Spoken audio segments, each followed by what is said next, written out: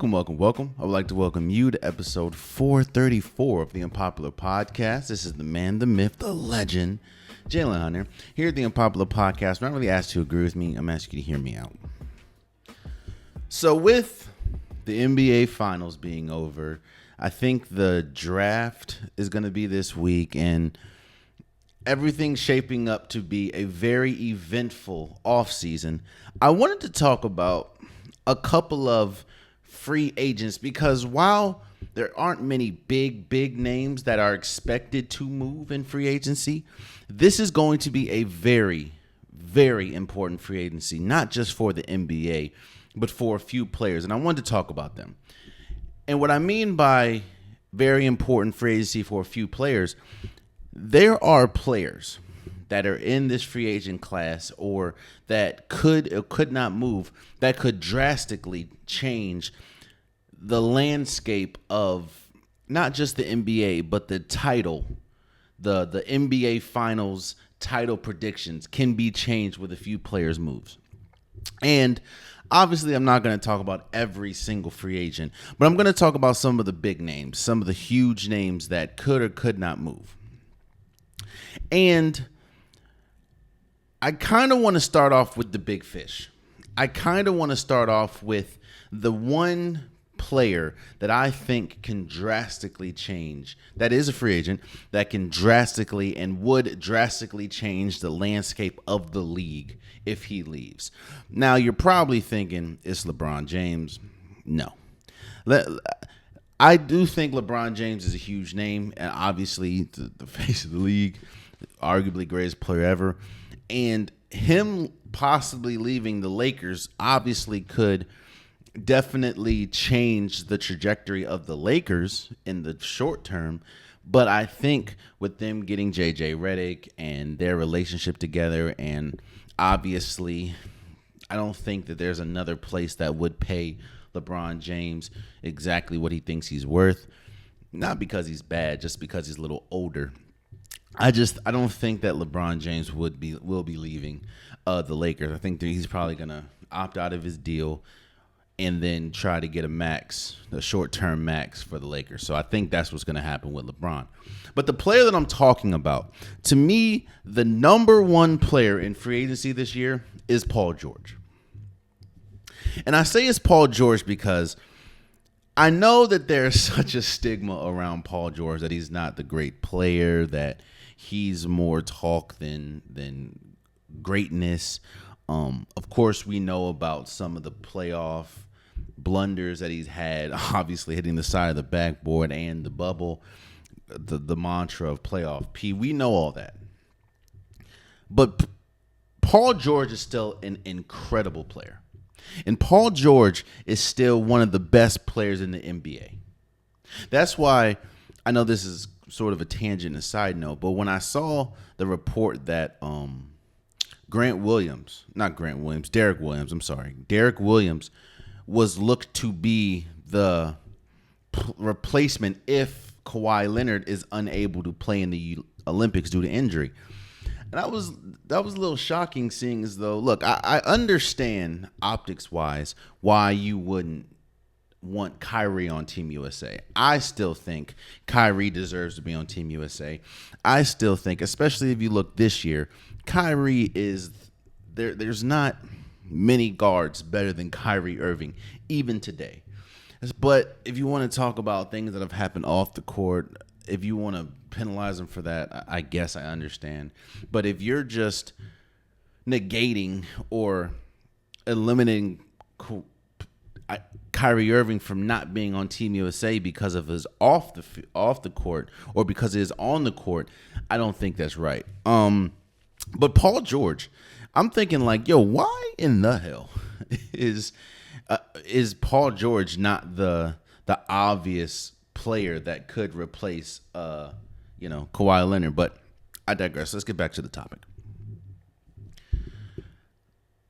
I understand that Paul George has a history at this point of injury, and while it's not as extensive as Kawhi Leonard's, there have been critical moments when Paul George was not available for his team. And even Paul George has even said it. He's not really He's good as a number one player. If he is your number one option, you have a good team. He is that good, and he is able to be your number one player, and your team still be good. But he's not a championship number one player. He's not the type of player that if he's your number one, you feel like you're a championship caliber team. He's even said he doesn't think he's a number one. He's probably a number two. Again, I don't know. I've never heard an NBA player say something like that, but hey. And his time, he's had obviously a tremendous road in the NBA, whether that was at Indiana and a bunch of the conference finals that he obviously met up with LeBron James and the Miami Heat, whether it was the OKC Thunder and finishing third in MVP voting, and obviously now the Clippers. He, not Kawhi Leonard, who obviously is their best player, led the Clippers to their first conference championship in team history. So Paul George is still an incredible player. And the reason why I said that Paul George's free agency decision can drastically change the landscape of the NBA title, picture is because if he stays with the Clippers, I think that that's still, even though the Clippers obviously have underachieved multiple times, obviously with Kawhi Leonard's health, with Paul George's health, now having James Harden and Russell Westbrook, and I don't know if Russell Westbrook will be there, but obviously they need Paul George. And I still think even with the exit out of this year's playoffs, I still think that the Clippers are a title contender. And it also, with the Clippers being a title contender, it also affects how the West is seen and who are title contenders in the West and who aren't. I mean, I think that the Clippers, especially with all those players, including Paul George, is a tough matchup for anyone. Now, yes, I understand that the Dallas beat them, but we also have to remember that the Dallas Mavericks beat them without their best player in Kawhi Leonard playing most of the series. And honestly, in that series, Paul George did play pretty well. It was majority of the other cast that didn't play well. Well, if Paul George stays with the Clippers, they are still a title contender, even though they haven't won it. I think they're still a title contender. I think that you still have one of the best, even though obviously we're banking on health and it's almost impossible to do that with the track record that the Clippers have. But you're banking on the health of Paul George. You're banking on the health of Kawhi Leonard. And hopefully they can, if they stay healthy, that is still a dynamic duo. And on top of that, you also have James Harden, and we'll see what Russell Westbrook does. That is a four-headed monster right there. And on top of that, I understand that Paul George is from California and obviously enjoys playing in California, at least what he says. If he stays with the Clippers, they're still a title contender, and I think that it affects the Philadelphia 76ers in a way that you may not think. Now, obviously, I think his other option is the Philadelphia 76ers. There's multiple teams like the Magic. I think if they can find a way to make a sign and trade, maybe the Golden State Warriors. Obviously, there's a bunch of teams that could potentially land Paul George. But the two teams that we're pretty much hearing is the Clippers, obviously the team that he is, could re-sign him, and the Philadelphia 76ers. Let me first say, I talked about this when it happened. The biggest domino effect of all this was happening with Paul George and the Clippers, was happening with Paul George if he doesn't go to the 76ers. All this started, and all the biggest domino already fell, and that's when Kawhi Leonard signed his extension for the team. And when I said that was the biggest domino to fall, I'm saying he's your best player. And we talk for the last few episodes, we've been talking about market. He's your best player. Kawhi Leonard, even though he does have a lengthy history of injuries, he's your best player. And the Clippers cannot win if you don't have your best player, which we've seen almost every single time the Clippers have been eliminated. Well, knowing that he's your best player, you can't expect, even though I do understand the case of, Paul George, he led the team with Kawhi Leonard being out. He led them to the Western Conference Finals. But you can't expect players that are not your best players to be making more than your best players. I think that is what sealed the deal for Kawhi or Paul George. That's kind of what sealed the deal for Russell Westbrook, and that's what sealed the deal for James Harden. Not saying that those deals are already been made, but there's no way that PG, Russ, and James Harden think that they're going to make more than Kawhi Leonard, seeing as though Kawhi Leonard is the clear-cut best player on the team.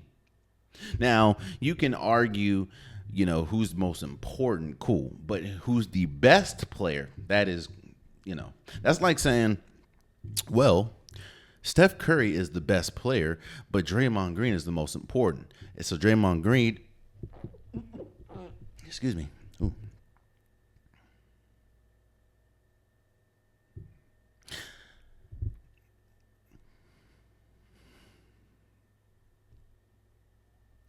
That's like saying, well, Steph Curry is Golden State's best player, but their most important player, you can argue, is Draymond Green. So Draymond Green should expect to make more than Steph Curry.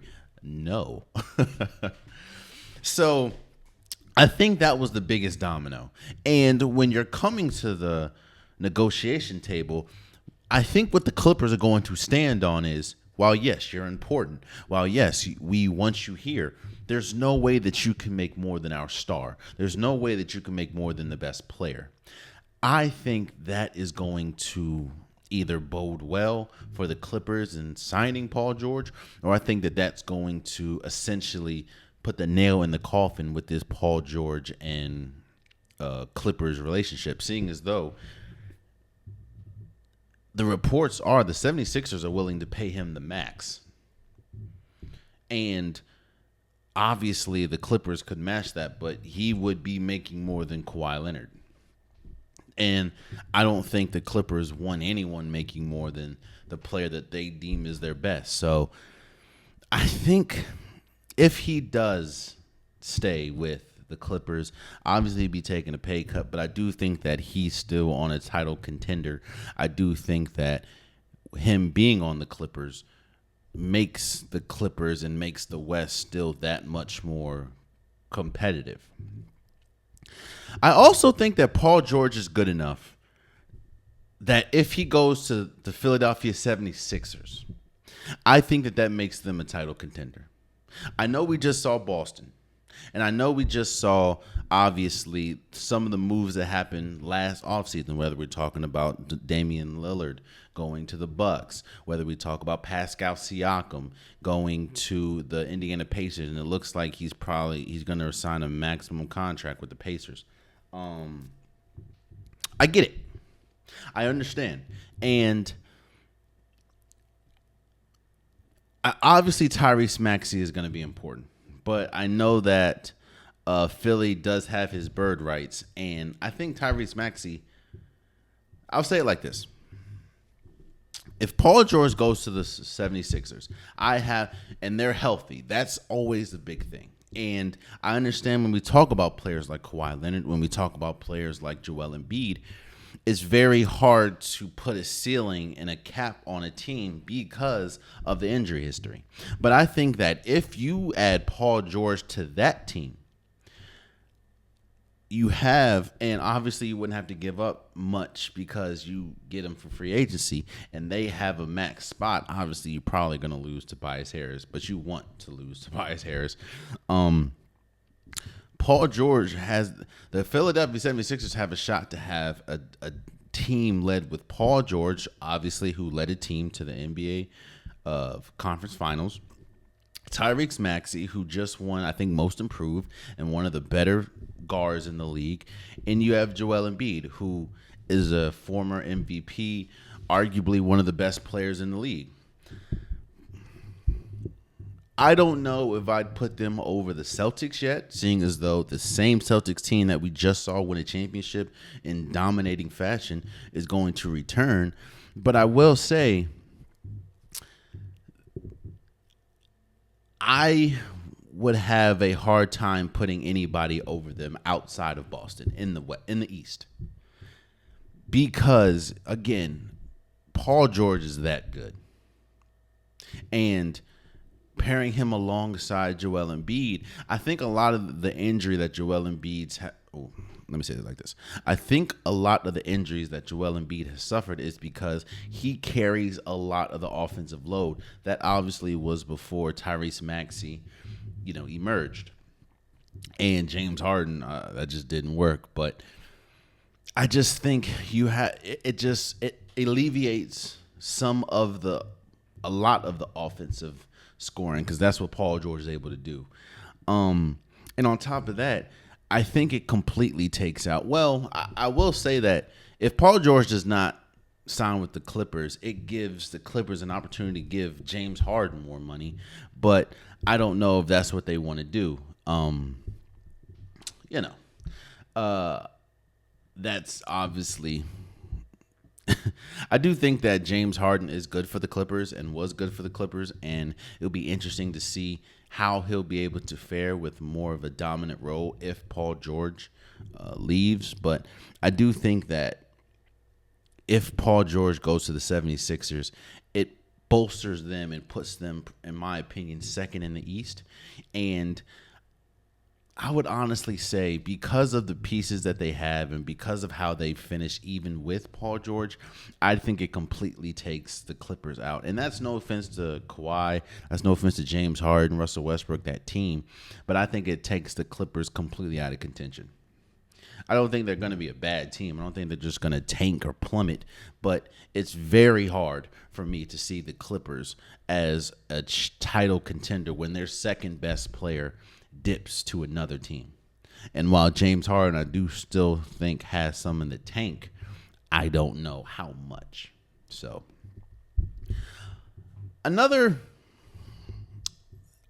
obviously we'll wait to see. I'm not going to make a definitive, decision. I will say, yeah, I will. I think that my prediction is that Paul George I think a lot of these years, that Paul George has been with the Clippers and ultimately hasn't seen much success out of, or outside of making it to the Western Conference Finals. I think that is going to weigh a lot on him. And I don't mean it as like a bad thing. I think it's going to be, we've tried it with this core. It didn't work. It hasn't worked up to this point. Now, yes, you can say a lot of the reasons why it hasn't worked is due to injury, but at what point can you say maybe you're just an injury-prone player and maybe you just can't? And I'm talking about Kawhi Leonard and a lot of the endings for the Clippers. I think that Paul George is going to go to the Sixers.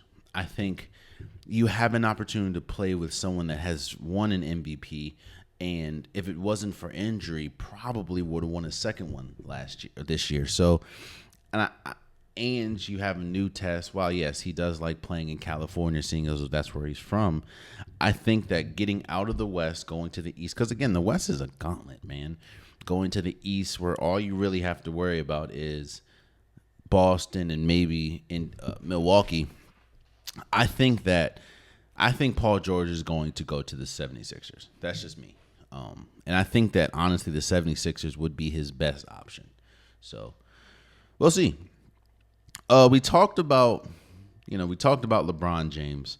But as we talked about LeBron James briefly, one thing that I didn't talk about is what happens if he leaves. Because I think if he leaves, that spells not just doom for the Lakers, even though they did just get a new coach in J.J. Redick.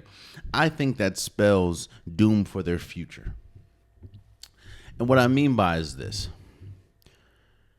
let's paint the scenario. We already talked about it briefly earlier, but I don't think LeBron James is going to leave. I think that he's going to opt out of his contract, which I think they've already said he will, and he's going to re-up, sign with the max, probably two-year max with the Lakers. Figure that out. Seeing as though they just have a new coach, seeing as though you still have Anthony Davis, yeah, and you have an opportunity possibly to draft your son. I just don't see LeBron James leaving. But let's entertain if he leaves. If he leaves, you have to understand just how vital he is to this Lakers team. Obviously, it's LeBron James. LeBron James is LeBron James. Let's not play around with it. He's still, in my opinion, a top 10 player in the league. He will go down as arguably the greatest of all time. And even at his older age, last year, he still played like a top 10 player in the league.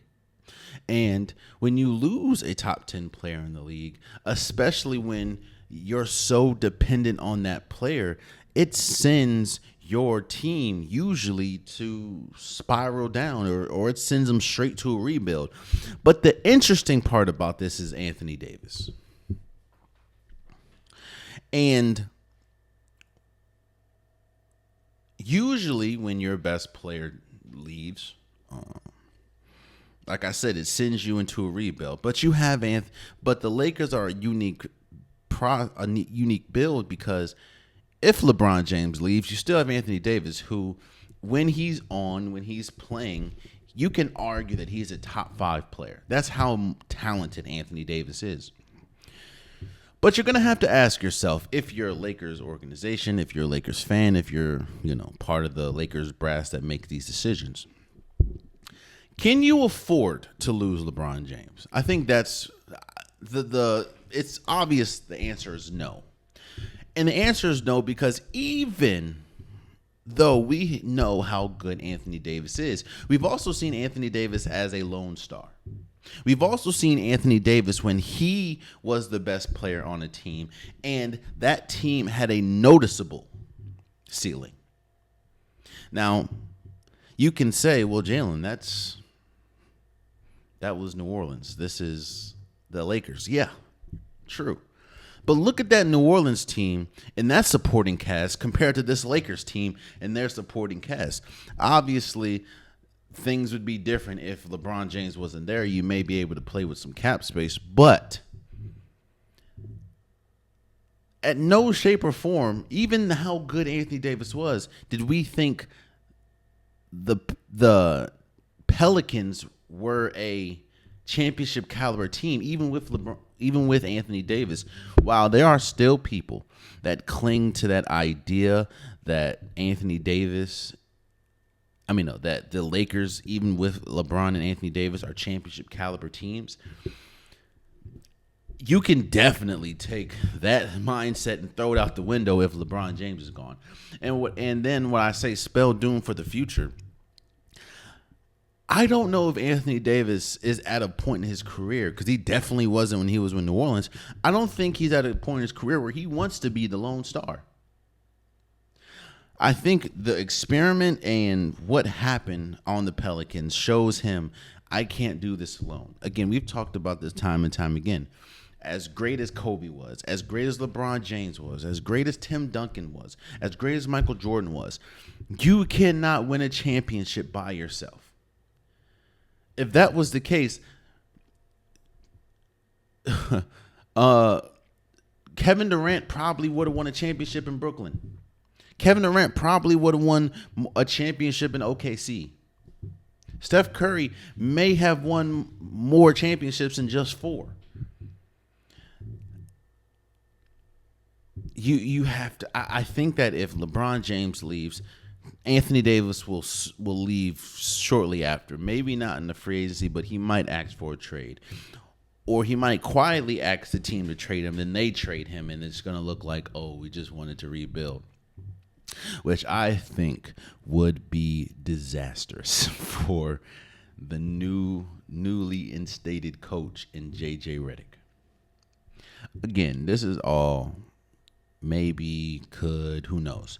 I think LeBron James is going to stay with the Lakers. I don't see, another team getting them. Maybe the Magic, they can pay a lot, but I don't see LeBron James finishing his career in Orlando. I just don't see it. But we'll see. A sneaky name that actually has major implications to free agency is OG Anunoby. Now, no, OG Anunoby isn't as talented as Paul George. He isn't as talented as LeBron James. But OG Anunoby, you want to know how important he is? Look at what the Knicks look like with and without him. Look at the Knicks record with him and without him. Look how different. Go back and look at those games. How different they looked against the Pacers. How different they looked against who did they play first round? The Knicks. Don't remember who they played first round. Just escaped me. But look how different they looked, especially with that Pacers series when OG Anunoby didn't play. In fact, I think outside of everyone else getting hurt, I think one of the major reasons why they lost to the Pacers is because of OG Anunoby's health. To think that this was a player that came into the league and all he did, he was like a guard version of Ben Wallace, and at a sense of he could not do a damn thing offensively except lay the ball up. And obviously he had an occasional game. One that's coming to my mind is when the Cavaliers and LeBron James played the Toronto Raptors, and he had like 38 or 37 or something like that. But OG Anunoby couldn't do much offensively, but he was a defensive stalwart, man. He was a monster on the defensive side of the ball, to the point that, he was widely considered one of the best and one of the most important pieces defensively for the Toronto Raptors, which then obviously he went to New York. New York this year saw arguably their best season since Patrick Ewing and them. I understand that they had, Carmelo Anthony years, and they went to the playoffs, and they essentially lost to the Celtics one year. I know they lost to the Heat. They had some playoff success, but I don't think that a team was as loved and saw as much success, and the fans expected success more than a team this year. Now, yes, a lot of that is because of the young budding superstar or the young superstar adjacent player in Jalen Brunson. I'm sorry. Jalen Brunson was incredible. He emerged as one of the best guards in the league, and rightfully so. He finished on a NBA team, and obviously the things would have looked much different if Julius Randle didn't get hurt, and obviously OG Anunoby didn't get hurt, and if just the whole team pretty much didn't get hurt at the end. But the play of OG Anunoby was extremely vital, and I don't think the Knicks should and can go cheap with OG Anunoby. That's one player that you cannot afford to lose. You can't afford to lose him because they don't have another player, even as good as Josh Hart is, even as good as Dante DiVincenzo, they don't have another player that can be a 3-and-D player. And now, while yes, OG Anunoby is a 3-and-D player, that is such an understatement of how important he is to this Knicks team. And I don't think they can afford to lose someone like OG Anunoby. Now, if they find a way to get someone like Paul George, which I don't see happening due to cap space and everything, maybe.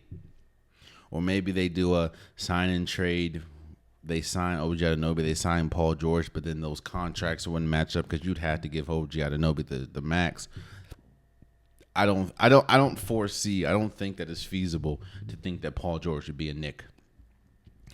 But I do know this, and I saw it. I think they said that OG Anunoby is expected to get like a $200 million contract. That is insane amount of money, but it all goes back to marketing. It all goes back to importance.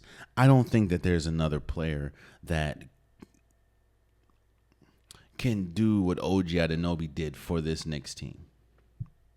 And I think that they need someone like OG Anunoby. I mean, you already gave up Emmanuel Quickly to get OG Anunoby. You already gave up RJ Barrett to get OG.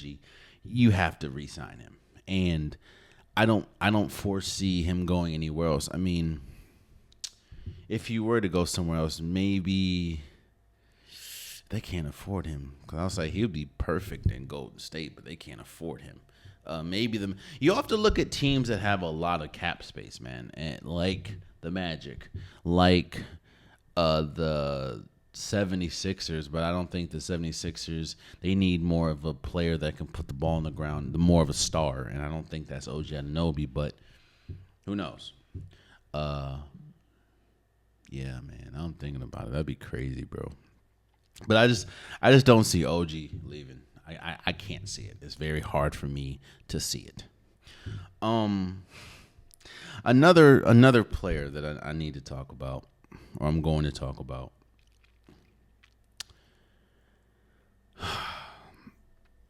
I have bashed.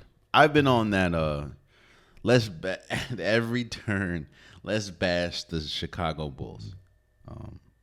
And I think what sucks is there's been so many opportunities to, because they continue to give you opportunities to bash them. They continue to give us opportunities to look at them and be like, yo, what are you doing? What is your goal? What is your plan here? I think that's the most frustrating part about this Bulls team is the fact of we've seen, I mean, obviously the greatest player of all time is not walking in this door, but we've seen the heights that Chicago has been to. We've even seen, even though obviously it's not the championship, we saw how great they were with Derrick Rose, with Jimmy Butler, with Joakim Noah, Luol Deng, Carlos Boozer, Mike Dunleavy. Like, we've seen it. So to have terrible front office decision, terrible front office decision, it just continues to grow. And DeMar DeRozan, I think, has a shot of being a free agent if he's not already one. And it's looking more and more like he's not going to be a Bull next year. And rightfully so. He just shouldn't. Like, I know that they've been trying for years now to trade Zach LaVine. And maybe with this Alex Caruso getting traded to Josh Giddey, they might take the rebuild, the teardown seriously. Because you can't. Well, actually, I don't even know, because that's another thing. I don't think that they're taking the rebuild seriously, because you trade Alex Caruso for Josh Giddey and you don't get a pick. Rebuilds only really succeed when you have a stockpile of draft picks. Don't believe me? Yo, the Oklahoma City Thunder lost 3 players that turned out to be MVPs. They lost Kevin Durant, Russell Westbrook, James Harden. They also lost players like Serge Ibaka, Paul George, Carmelo Anthony, Victor Oladipo, still sort of in his prime, Steven Adams. They lost all these players. Yet and still, they were just the number 1 seed because of good decision making, because of they have like 15 or 16 first or second round picks in the next like 3 years. On top of that, you knock the draft out the park. You get key trades like a Shai Gilgeous-Alexander. Like the as much as, Sam Presti in this organization, the Oklahoma City Thunder, got killed for losing James Harden and got killed for watching Kevin Durant walk away. They still have we look up now, just let's say what that happened in 2016, almost 10 years removed, almost 9 years removed. They were the number one seed in the West. So rebuilds can happen. Rebuilds can be successful. You just have to be smart with it. The reason why people, including myself, get so upset with the Chicago Bulls is because it seems like every decision they make since the Derrick Rose, since Michael Jordan, has been terrible. Like, even with this, and I'll be real with you, bro. Like, even with this roster that they had, like the roster that they envisioned, to me, didn't make any sense. If everyone was healthy, they were expecting this was going to be their team. Lonzo Ball, Alex Caruso, Zach LaVine, DeMar DeRozan, who, by the way, is forced to play power forward, has never played power forward in his life until he got here. DeMar DeRozan and Nikola Vucevic. All incredible names. But that's not a good team. Like, I don't hear, not outside of Alex Caruso, not one of the other four play defense. You have a point guard / shooting guard, depending on where you want to put Lonzo Ball, who isn't that good offensively. While, yes, his shot is improving, he's not like that. I just don't get it. So it just frustrates me when we talk about the Bulls and when we talk about, obviously I'm a fan of a team that continues to make poor decisions after poor decision. That's the Washington Wizards. So when I see another team that's doing the same exact thing, I'm like, yeah, well, that's what a poverty franchise looks like. So I say all that to say this. DeMar DeRozan has a shot to finally break free of this. Now, yes, obviously, DeMar DeRozan has had a interesting career, seeing as though he's been really good, and he may have been touted as a championship caliber player. He's never really been that. He's a good player, but he's kind of like Paul George in the sense of you can be really good, but you're not. If you're the best player, I don't know if your team is a championship caliber team. I mean, he was the best player for a lot of those Toronto Raptor teams that ultimately would get bounced out the playoffs by LeBron. He also went to the Spurs. Okay. But I don't know how this will happen, but I think that DeMar DeRozan would be a really good fit for the, I don't know where DeMar DeRozan will go, but I don't think he should be with the Bulls. I think he'd be a really good fit for the Magic. Because the Magic, while they do have Paolo Banchero, they don't really have a veteran leader that is good offensively. They don't really have a veteran leader that can create their own shot. And obviously, we know DeMar DeRozan being the king of the mid-range. I think he'd fit really well with Orlando. You can stay in the East. You don't have to, because they need, no. I think a very interesting team in this whole free agency market will be the Cleveland Cavaliers, because their market, their future can look drastically different if they decide to trade either Jared Allen, trade maybe Darius Garland, trade maybe Donovan Mitchell. Now, all reports are saying they're keeping Donovan Mitchell. They're keeping their core four. I'm like, all right, but the core four hasn't really done much for you, you know? Like, at some point, what are you going to do?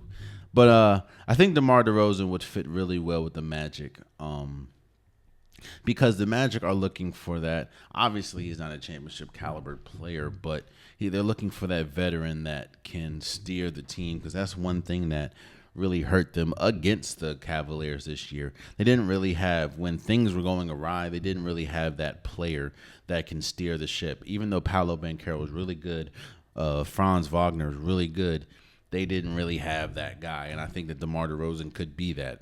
I just hope that DeMar DeRozan and they find a trade partner for Zach LaVine. If the Bulls are going to take the rebuild seriously, they have to go into it seriously. And again, it's very hard for me to think they will because, they just traded Alex Caruso, who was their most consistent player, for Josh Giddey and not a draft pick in sight. So, yeah. I talked about him briefly. I talked about him briefly. But I think he deserves his own spotlight. Because I talked about this way back when he was with the Rockets. And I called James Harden the enigma of the NBA. At the time, obviously, he was a lot better. He was more in his prime. Injuries and personal decisions didn't really boggle down his body. But I still think that he is one of the enigmas in the NBA. And what I mean by that is I don't really know how to classify James Harden.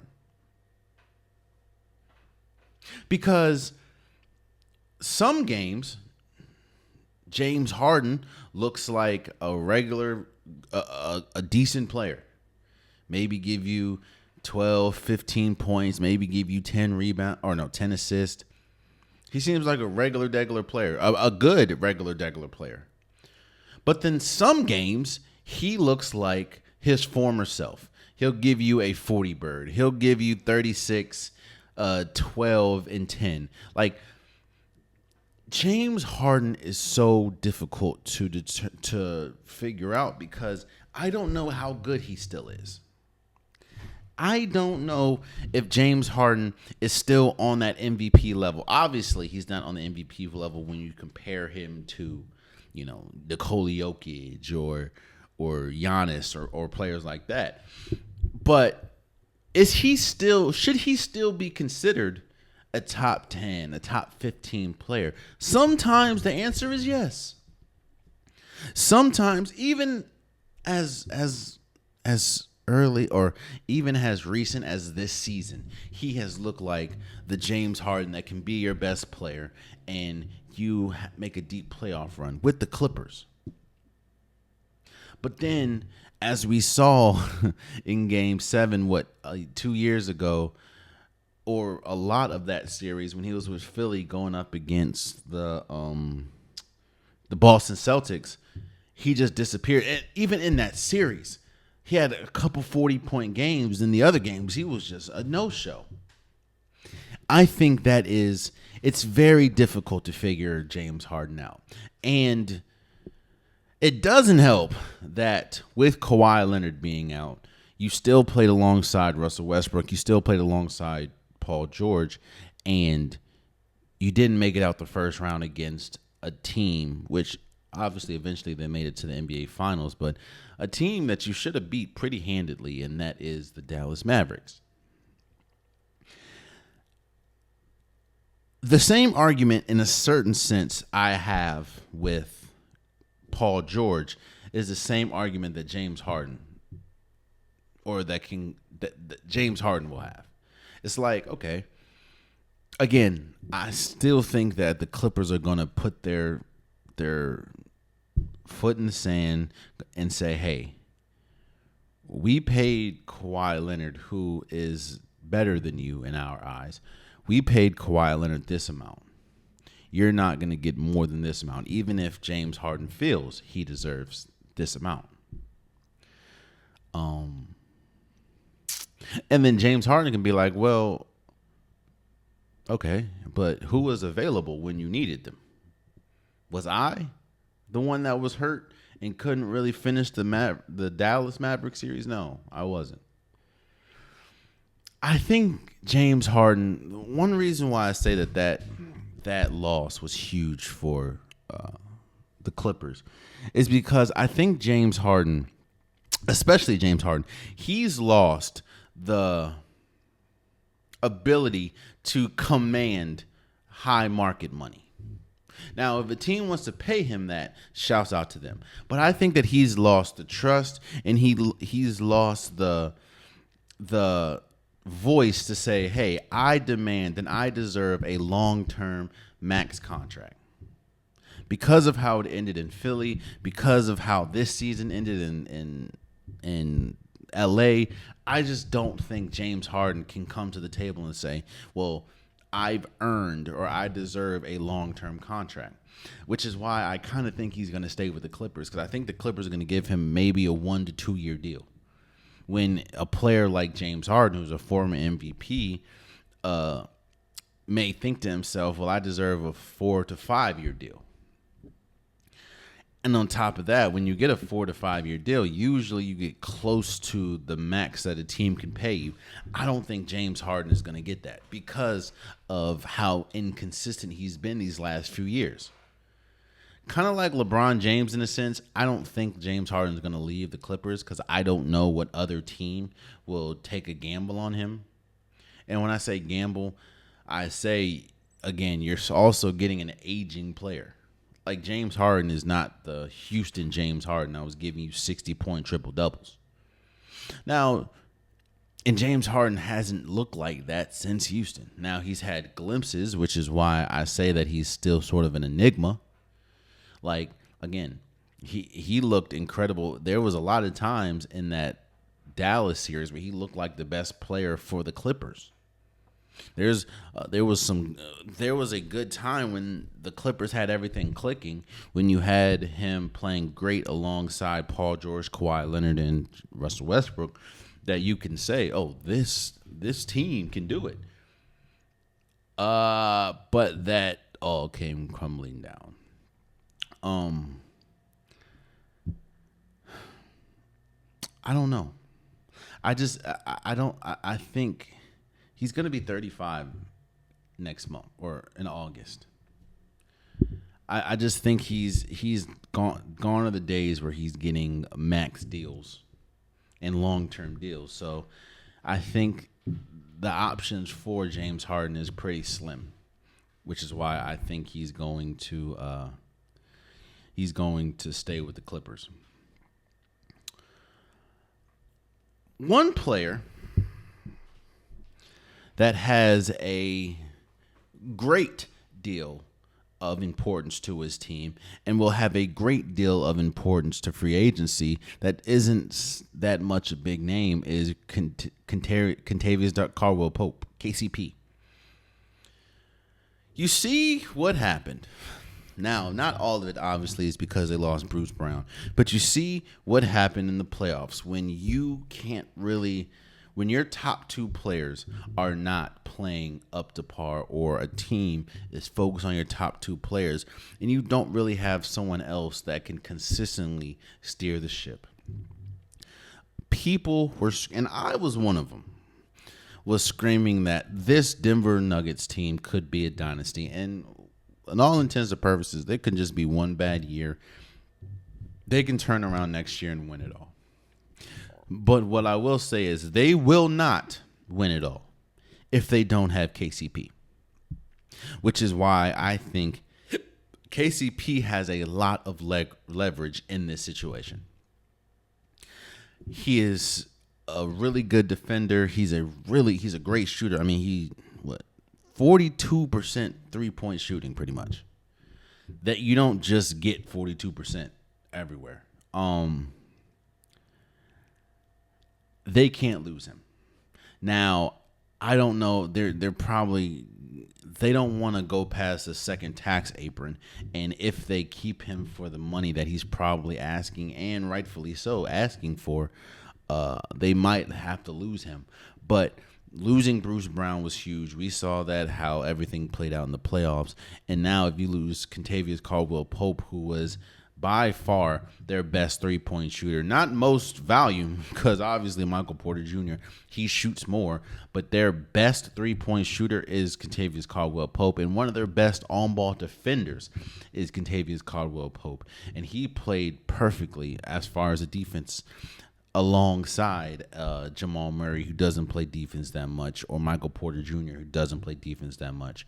He was actually, him and Aaron Gordon were pretty much the lone defensive stars on the starting, or in the starting lineup for Denver.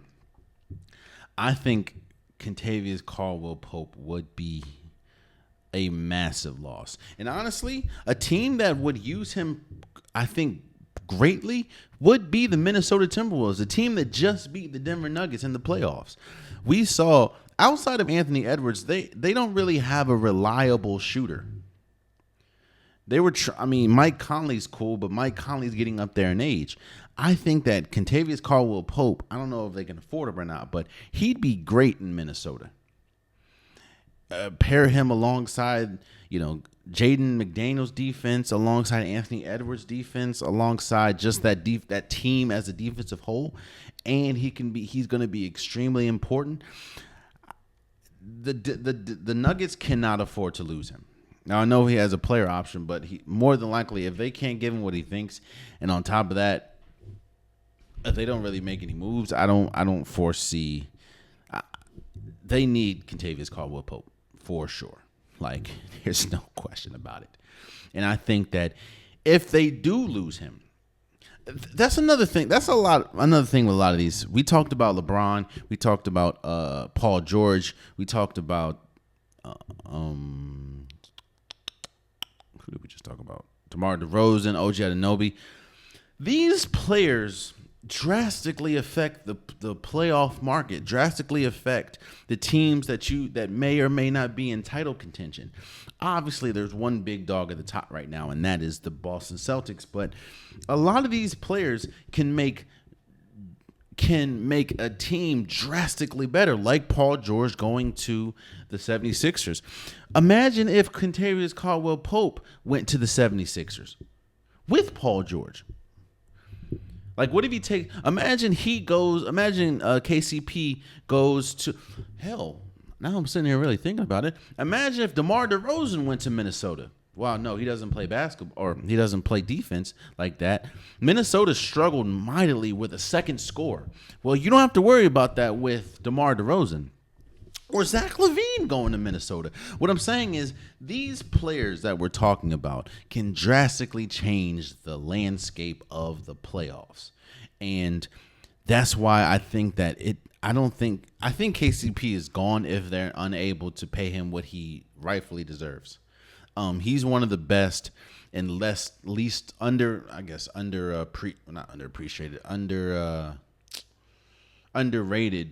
3-and-D players in the league. And he is a big reason why not only he was a major key for the Denver Nuggets winning a championship, but he was also a major key for the Lakers winning a championship. So we'll see, but Kentavious Caldwell-Pope is a major name. And don't get me wrong. Obviously, I'm not going to talk about all these people, but Malik Monk, I know that he's reportedly intends to sign a 4-year deal with the Kings. Shouts out to him. He would have been major if he left the Kings and went somewhere else. Isaiah Hartenstein for the Knicks is going to be big, especially when you look at the health of Julius Randle. You look at the health of Mitchell Robinson and how inconsistent that can be. All huge. But the last person I'm going to talk about, I think last episode or 2 episodes ago, I kind of hinted by it, but I didn't really focus on it until now, and that is Klay Thompson.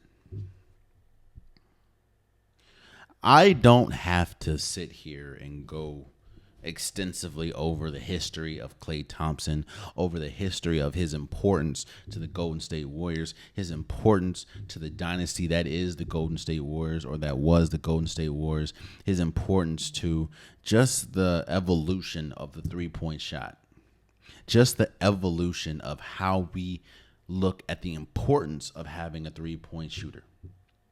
Obviously, him being alongside Steph Curry, and Steph Curry being the greatest shooter of all time definitely plays a part. But Klay Thompson, in my opinion, is the second greatest shooter of all time. That's just me. So I don't need to go in at length about how important he was to the dynasty that was the Golden State Warriors. But let me talk about, obviously, I think, again, I talked about this a couple episodes ago, but we talked about Klay Thompson in negotiating with the Golden State Warriors. He unfollowed the Golden State Warriors and most of the players, including Steph Curry. Actually, I don't know if he unfollowed Steph Curry, but I know that he took down a bunch of Golden State pictures, including championship pictures that he had with Steph Curry. As much as they're in negotiating process, and I think that is a new age way to negotiate. Social media, especially players that have a large social media platform, and especially players that use their social media platforms to express themselves and say how they feel, say what they want. It definitely, it's a tactic. And obviously, it's a tactic because a lot of people talked about it. A lot of sports media outlets talked about it. Hell, I just talked about it. So I'm not going to take much into that because, again, it's just a way to negotiate yourself. It's a way to show that you mean business. It's a way to show that you are putting yourself first. It's a way to show that, maybe your dislike for some things. But let's get honest about Klay Thompson.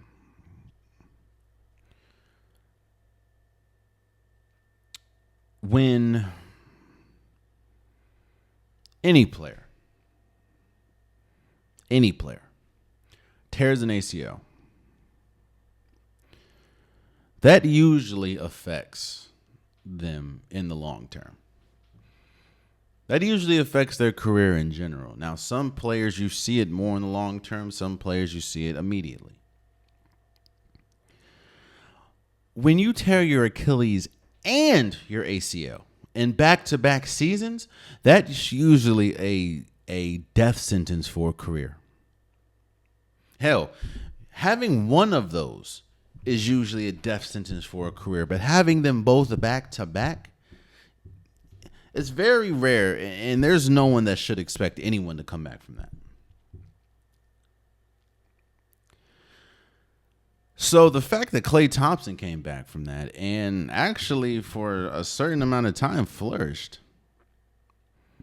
I mean, they won a championship, and he was a big part of it. They won a championship in 2022. He has 4 championships. That in and of itself, you have to commend. And I understand Klay Thompson's, I understand the ammo, and I understand the angle that Klay Thompson would have coming to a negotiation table, saying, okay, well, statistically, I'm one of the greatest shooters of all time. Even though last year was an up and down year, we struggled with. I struggled defensively. I just don't have the same step I had, obviously, because I had an ACL and an Achilles injury. My 3-point shooting went down. Obviously, it was 39%, which is great for anybody, but that's pretty pedestrian for a great shooter like myself. I'm still a very important part to this Golden State Warriors team. I still was a very important part to the dynasty that was. And I saw that you took care of Draymond Green. And at the time, when he was still on the team, you took care of Jordan Poole. And honestly, they took care of Klay Thompson. They took care of him when he was injured. And I think Klay Thompson feels, and you have to know that this is probably your last opportunity to get a big payday. and you don't want to lose it. But Klay Thompson is not the Klay Thompson of old. And that's no disrespect to Klay Thompson.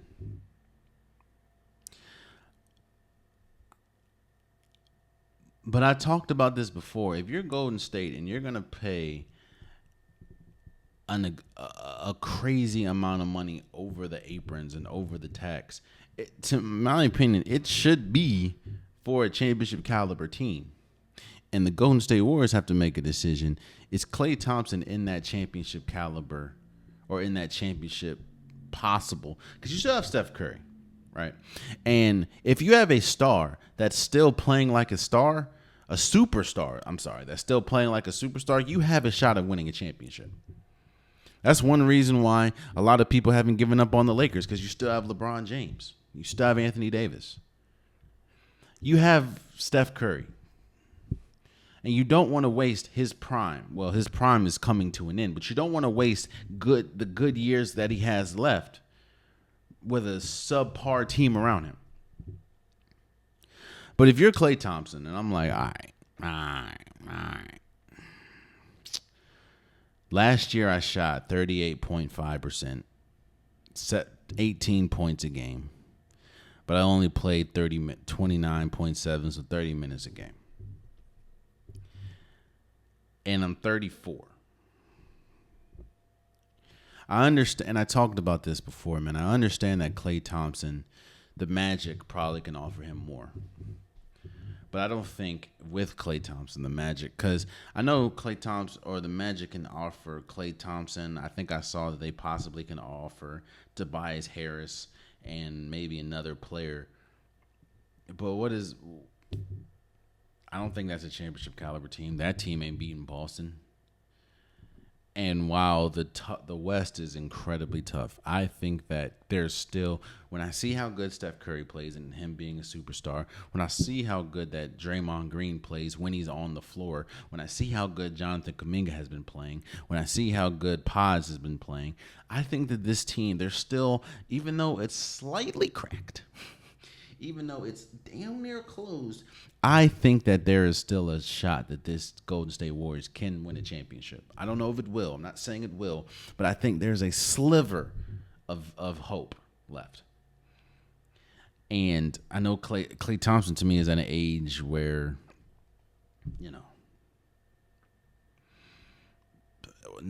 this is probably his last big payday. And arguably could be his last contract, seeing that he's 34 and has an extensive history of injuries now. Used to be an Iron Man in the NBA, but tearing an ACL and tearing an Achilles changes that narrative drastically.